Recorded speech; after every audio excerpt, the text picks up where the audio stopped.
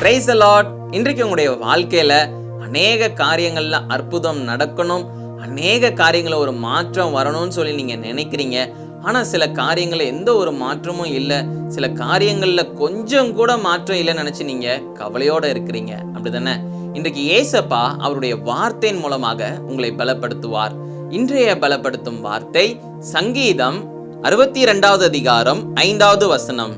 Psalm chapter 62 verse 5.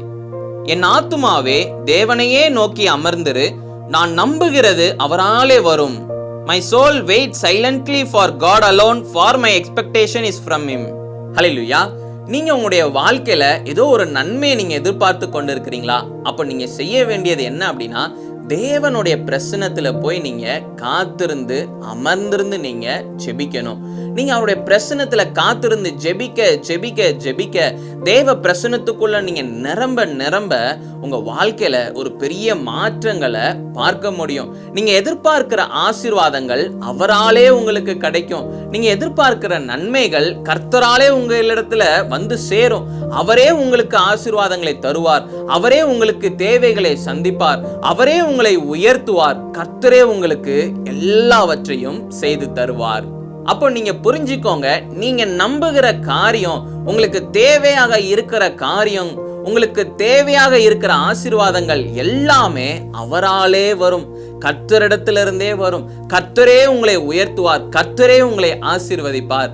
அதனால நீங்க செய்ய வேண்டிய காரியம் என்ன அப்படின்னா, நீங்க போய் அமர்ந்திருந்து காத்திருந்து ஜெபம் பண்ணுங்க. அவரை நம்புங்க, அவரை விசுவாசிங்க. இயேசு என் வாழ்க்கையில அற்புதம் செய்வார்.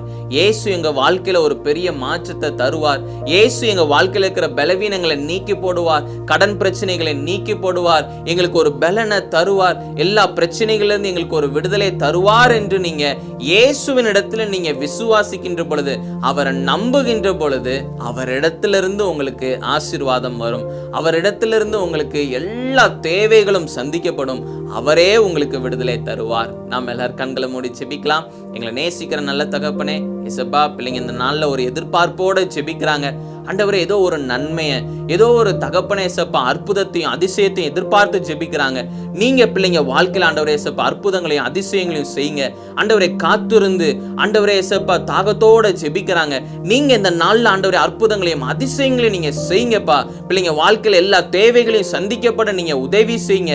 எல்லா தகப்பனே இயேசப்பா பிரச்சனைகளையும் நீங்க நீக்கி போடுங்க தகப்பனே இயேசப்பா. எல்லா தகப்பனே பலவீனங்கள் எல்லாம் மாறட்டும். எல்லா வியாதியிலிருந்து ஒரு விடுதலை உண்டாகட்டும். இயேசுவின் நாமத்தினால அற்புத சுகத்தை பிள்ளைங்க பெற்றுக்கொள்ளட்டும் தகப்பனே இயேசப்பா. நீங்க பிள்ளைங்களை ஆசீர்வதிங்க. இயேசுவின் மூலம் ஜெபிக்கிறோம் பிதாவே. ஆமேன், ஆமேன், ஆமேன். நீங்க எதிர்பார்க்கின்ற காரியங்கள், நீங்க எதிர்பார்க்கிற ஆசீர்வாதங்கள் நீங்க நம்பிக்கொண்டிருக்கிறீங்க. ஏசப்பா எங்களுக்கு செய்வார் என்று நீங்க நம்புறீங்க. ஏசப்பா உங்களுக்கு நிச்சயம் செய்வார். உங்களை ஆசீர்வதிப்பார். உங்களை உயர்த்தி வைப்பார்.